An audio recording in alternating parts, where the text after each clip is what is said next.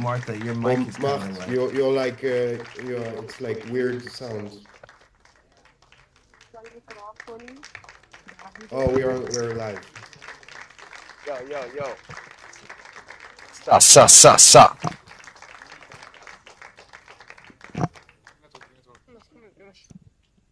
Ciao. Hello there. Ciao. Ciao. Ciao, ciao. Ciao. Hi. Thank you for showing up this late. I don't know which time is is right now, wherever you are. Same It's as early you. for me. Okay, they're alive and kicking. Ciao ragazze, ciao a tutti quanti. E noi siamo, ok, we'll have a little introduction by us in Italian and then we'll start off with the questions, ok? Ok, noi siamo parte della redazione di Anco Lianco e abbiamo curato la rassegna stampa di questa edizione di Indocili che arriva oggi alla sua serata conclusiva e siamo stati specialmente molto contente di parlare e di attraversare la selezione che Indocili ha fatto di Lago Film Festival.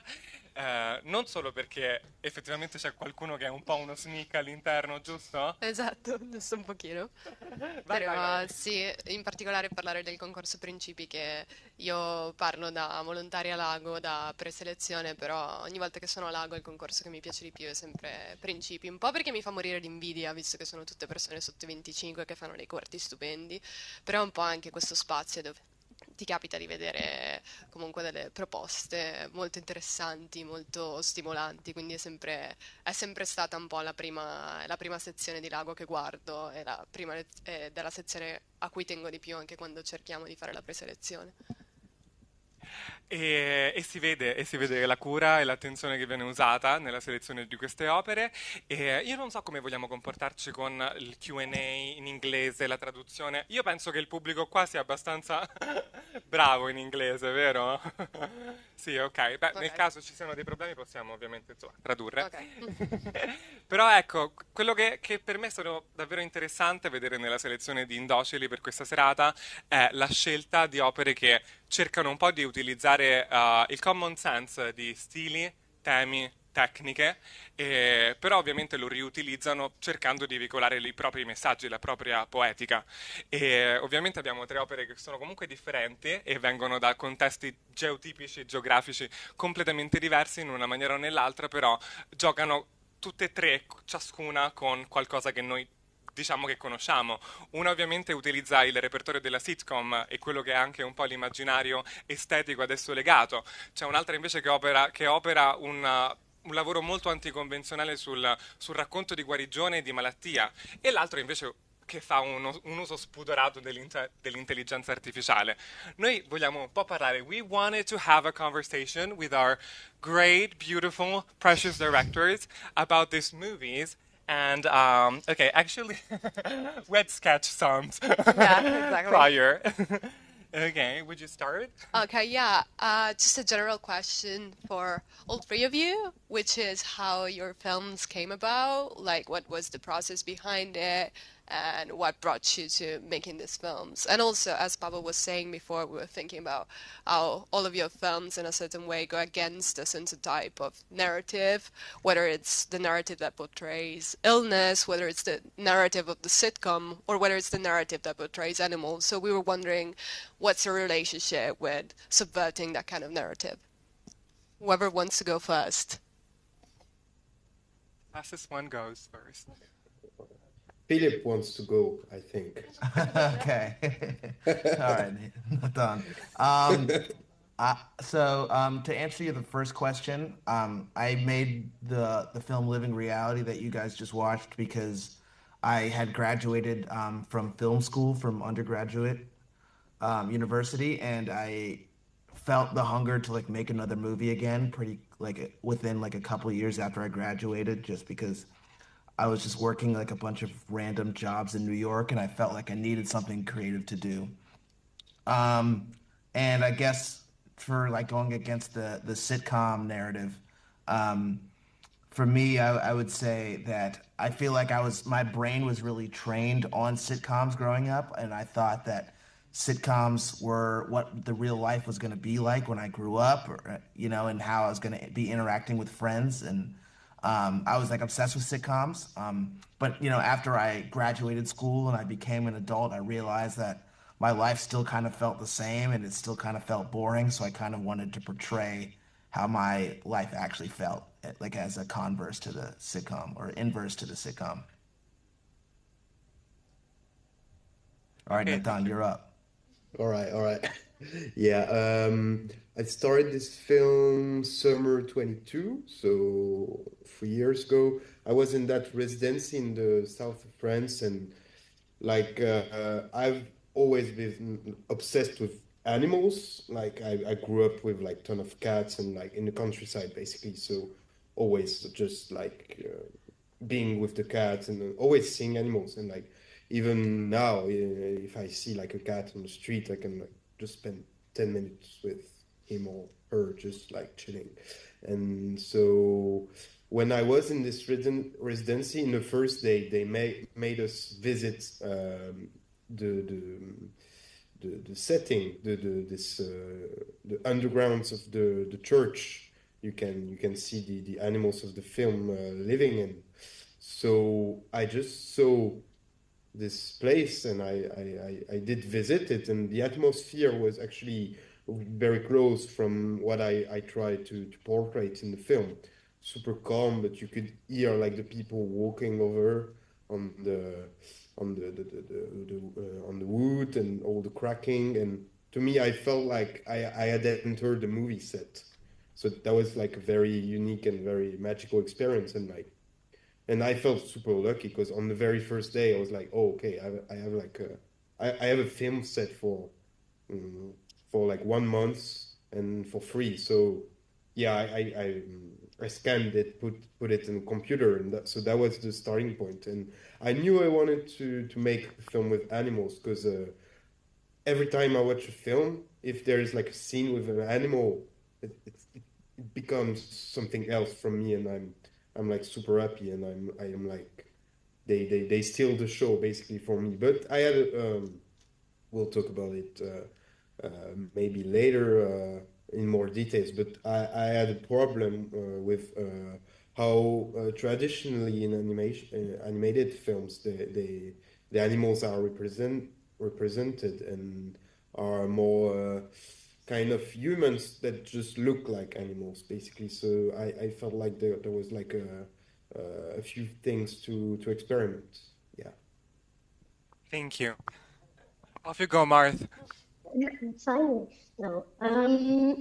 I think I started this film because there were a lot of different topics that I wanted to talk about.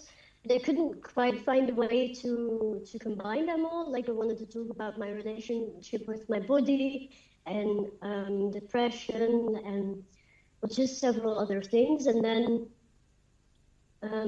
I realized that a way to talk about all of them was to go into cancer, or my experience with cancer, which I hadn't really done before until that point. Like, it was always just a given that I had been ill, and there were certain things that I still had to do in my life, but I didn't really,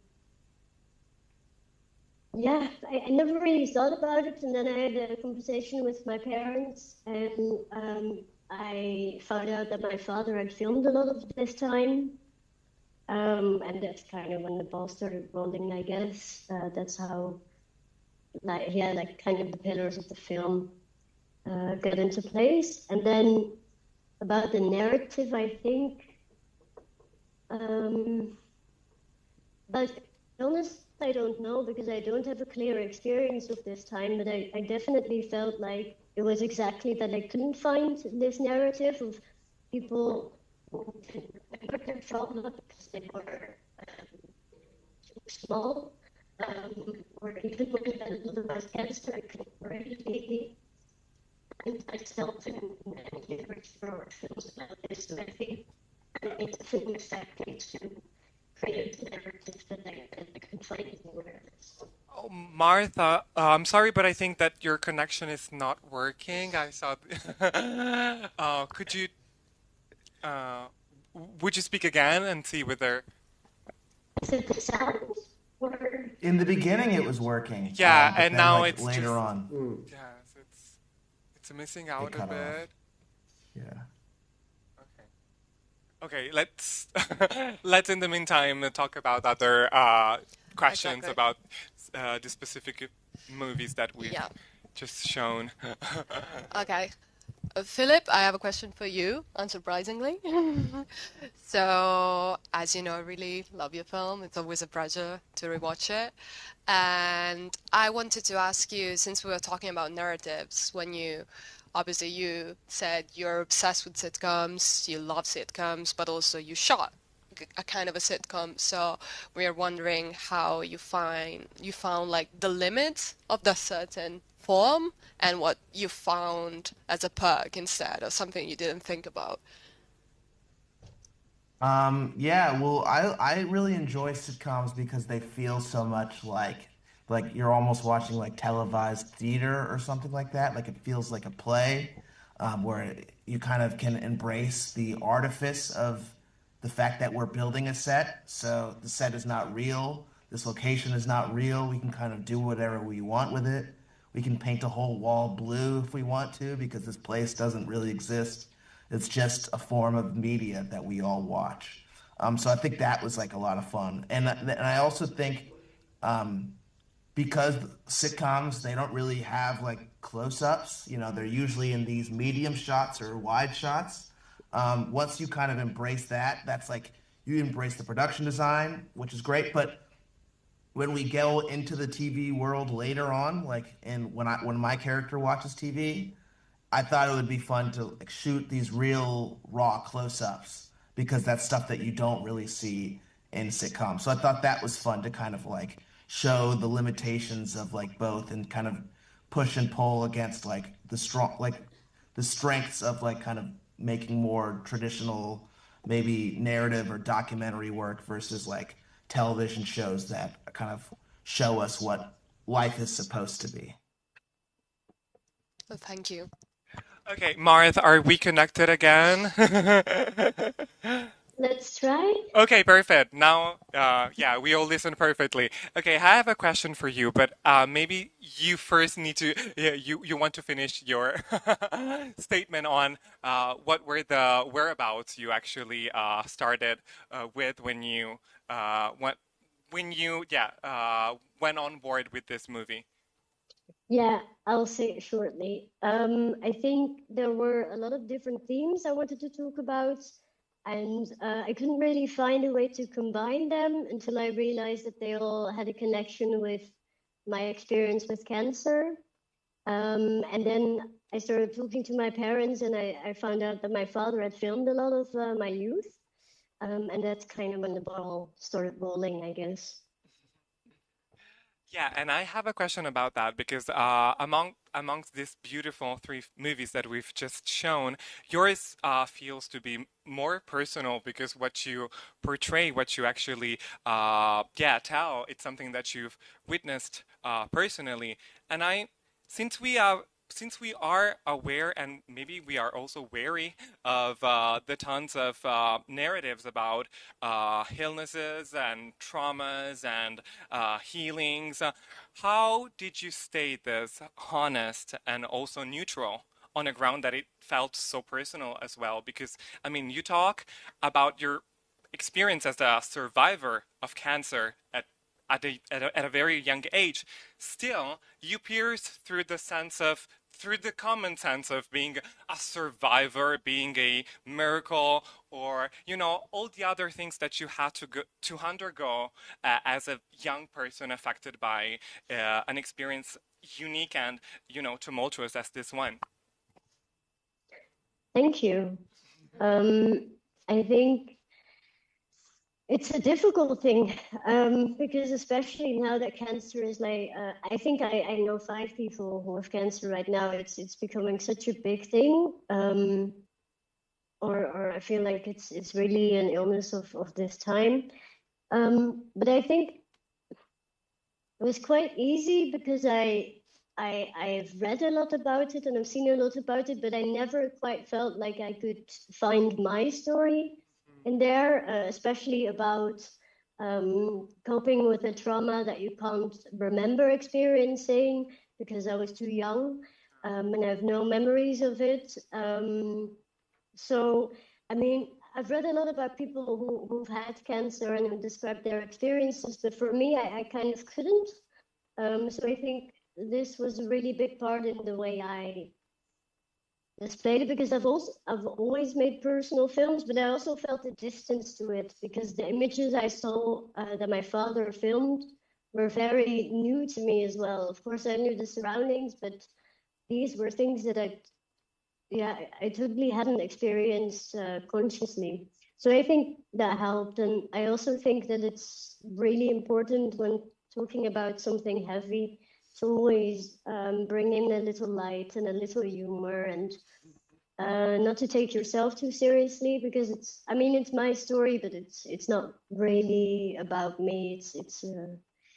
It's a universal thing, I think. And I feel that we all felt that because, I mean, like we all have experiences of, having friends with illnesses or having our own illnesses. And I feel that, yeah, somehow a narrative like this one was missing in cinema. And you purported to make a story which was personal, but also democratic in the way that you wanted to understand your own situation and your own life. And with that, you actually helped understand, I mean, at least me, because that was a narrative that I actually needed and that helped me. So congrats on that. I mean, on making me happy. But talking about, unconventional narratives and how you I mean, each one of you actually goes and use different techniques, tropes, and themes about, common grounds. We wanted to talk about your specific work, Nathan, on AI and animals.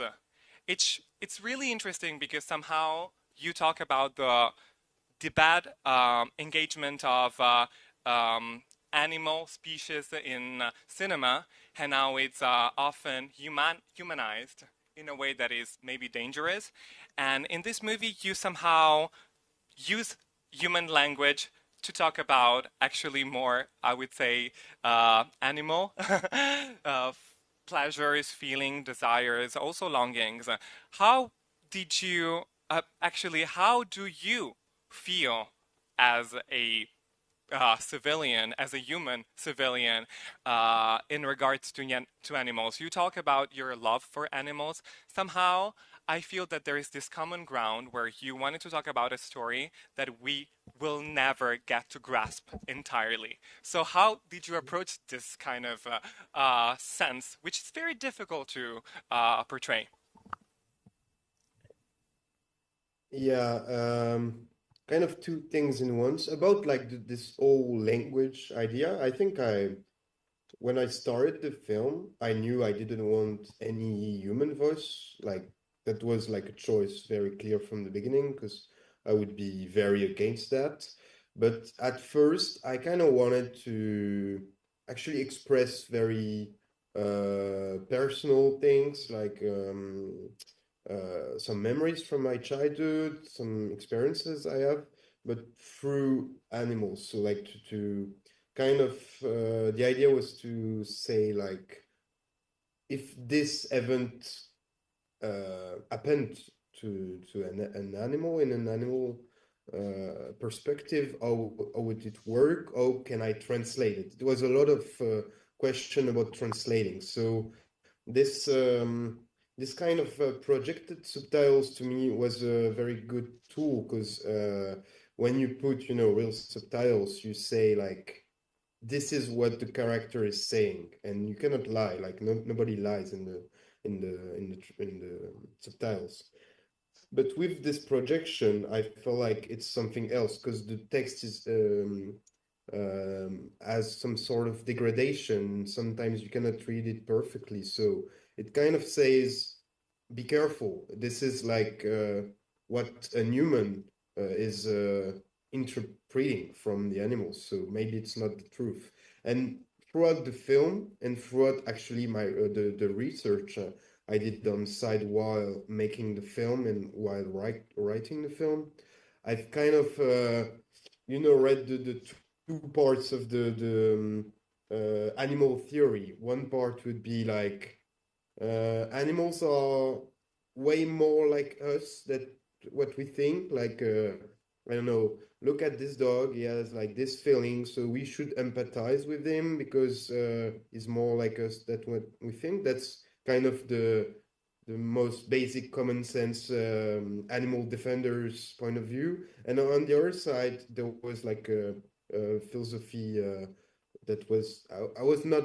mm that familiar with, which was more like animals are very different from us, and we just have to accept we cannot understand them and like respect the authority and so afterwards I was like, okay, maybe translation, trying to understand is interesting, but it's in the second time we also have to accept the impossibility, the vanity of trying to translate. So I think that the movie kind of evolves more towards this from the middle, and I just accepted that I maybe shouldn't translate them, and I accept also to like show situations that even myself does not comprehend totally, and so that was the whole process. And about our relation, of course, I love animals, but I think as many people who say I love animals, we love like cats and dogs and very like the domestic animals. Like I don't think we can really love animals because we had this position of power over them for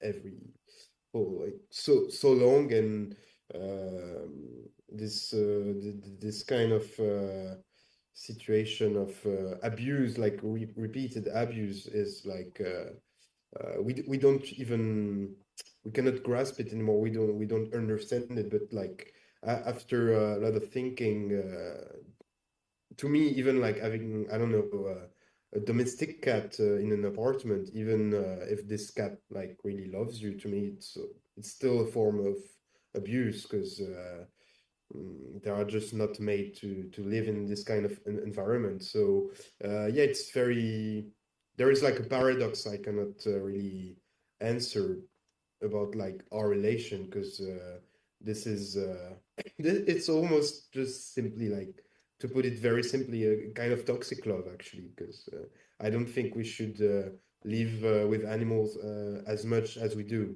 if we really like them. It's actually in ethnology they really understood that pretty quickly and pretty a long time ago. Like some when you observe some group of individuals, let them be animals or even some other human groups, it's like maybe we should just leave them alone.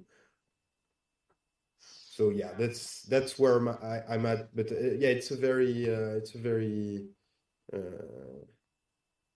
I'm actually not sure. Like some days I think something, and the next day I think something else. But it's like I think that's also the tension in the film. Any shows, any shows. Ci sono domande dal pubblico? Questions from the audience? Everybody's being very shy. Oh, Okay. sì.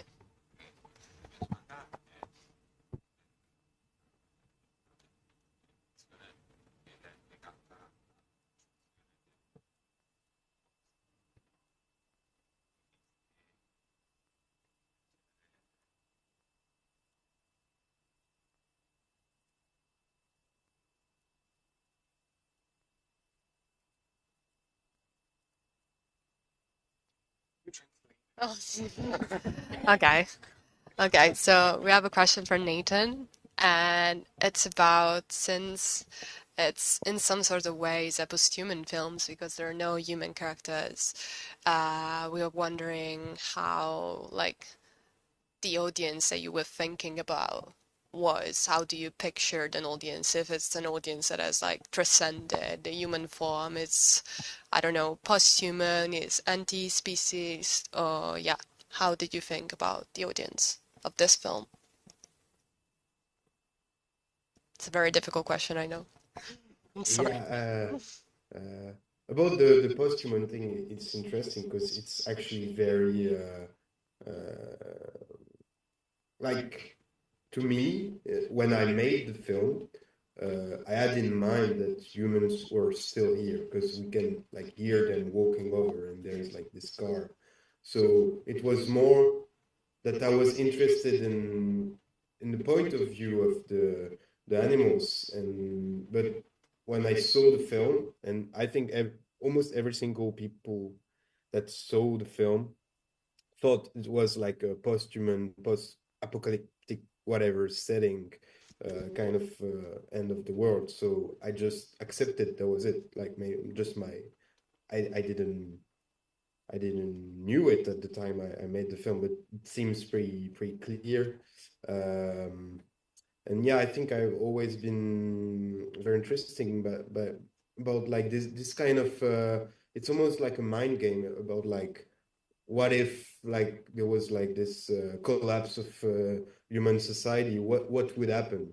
And then you can have I used to watch so much like the kind of videos that like try to imagine like how cities would fall, and like if like electricity stopped, like some I don't know power plant would explode very quickly, and like most of the animals actually would die because they cannot survive without us. So the few a few animals like I don't know the rodents would be like perfectly fine, but I don't know like all the animals in the farms, even like cows, sheep, I don't have the English words, but like animals that were like selected over again for breeding and for whatever very unnatural trait would die because they are absolutely not made for to survive. So I kind of thought that they would maybe they would actually help each other in kind of like this collaboration of interspecies collaboration, which already appears quite often in the wild. Um, and about the audience, I'm not sure I understand the question actually. Should we? Well, I think you did somehow at some Yeah. point. All Also, because right, I all think right, that, all you right. know, post-human questions are for also Uh, uh, post-production movies. And I feel that somehow some works such as these are so good, so intense, so multi-layered that actually transcend the very idea of question, because maybe some questions are not born to be to be put in, yeah, to be asked maybe before or maybe after. Maybe the director itself actually never thought about that, up to the point where someone actually made a an observation. I do have a question for the three of you. Nathan, before you mentioned abuse, which is a very important word because of course you linked it about the idea of trying to represent a species, actually different animal species, through the lens of what has humankind done to them. Somehow, also Philip talks about violence and abuse because the simplification of comedy in sitcoms somehow also simplifies in a very dangerous way what is the real emotion that maybe a first date can can bring. And also you, Marth, you talk about abuse, about hospitalization, and how all the procedures that actually helped you survive somehow they were abused. And since each one of your works is very personal and very honest in this way, how did you stay put during the production of it? Did you have some advisor? would you show the movie where while it was in progress to other people, so not to make it too personal? Because I mean, it does has a personal core, but somehow is so open because I feel that every one of us has different readings of it. So I wanted to know, how do you work on this common ground of being democratic to your own stories? I would say for me, I tried to not overthink it too much because the more I overthink it, then I start to question why I'm putting stuff in movies. So I feel like I wrote Living Reality in a very lonely time in my life. I was just kind of not dating a lot of people in this city, and I kind of felt, I guess, at the time frustrated about it, but I wasn't aware that that's what I was writing about. I just kind of was writing a script and then we wrote it and then we shot it. And then like all the other stuff that's like inside the real world, a lot of that stuff is about relationships and like codependency and kind of like being in relationships at when you're a young adult. But again, I wasn't really aware that that's, I guess, what the movie was about. It wasn't until that we edited the whole movie and put it all together and we watched it, and I was like, "Dang, I guess I really was kind of lonely when I made that movie," you know? Which is, I think that's how you extract the most truth from whatever you're doing because um, you just are not aware. You're just kind of just freestyling, free writing, putting it together, and just expressing yourself, and then genuine emotion comes from that. I think for me. Thank you, that's insightful. I will use it for my own writing. I Yeah, really definitely. agree with I really agree with that. I think um while some things in the film were definitely intentional, a lot of it also happened by accident, where I feel like people direct meaning from something that I didn't even put in. Um, and I also think, yeah, of course, it's nice to get feedback from, because I made this film while still in school, so there was like a structure set in of people giving feedback, so I could test whether what I was saying or making was actually relevant or just relevant to me. But then still, yeah, the way I've always done it is also just putting stuff in and not really thinking too hard about it. Like I still like to read theory and stuff, but at one point I think you gotta let that go and just kind of go on your instincts. And I think that's definitely the way that the most meaningful things kind of happen. Yeah, totally agree. Like that was the same for me. Like I during the first month of making the film in the residency, it was like the like just putting like everything out, like in the images, the text, but not really writing, like just trying things and not thinking about anything. And that's that's the way to go. And after it, I think you're like, okay, I don't want to make films that are just like trauma dumping, basically. Like you have to, after a while, you show it to people, and you're like, am I the only one interested in my film, or is it like, can I make my kind of my reflection on my experience something more universal and touching for other people? Because like you ultimately maybe the starting point you make something for yourself, but in the end you want to make something for other people. So yeah, and I actually, me with the, since it's like a 3D animation, it took me like 2 years to make. So the whole first year I was kind of alone. So I showed actually a lot of work in progress version. I really like showing work in progress, even in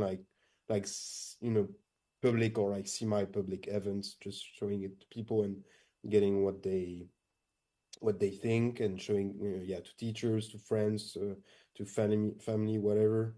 And I really like showing work in progress film.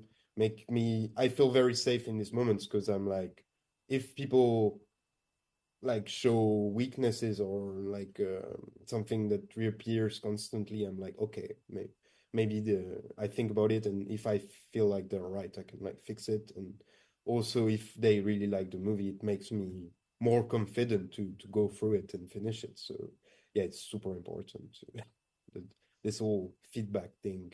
But you cannot also listen to everyone. You gotta choose the people you listen to. Okay, thank you so much for joining us and once again for allowing us to screen your incredible films. I hope you have a good night slash rest of the afternoon. And thank you so much again. I am so excited to see what you do next. Grazie a tutti voi che Thank siete you rimasti. so much. Grazie mille. Un grazie a Tafano, grazie all'Ago Film Fest, Silvia Federica e al Cinema Beltrade. Grazie mille.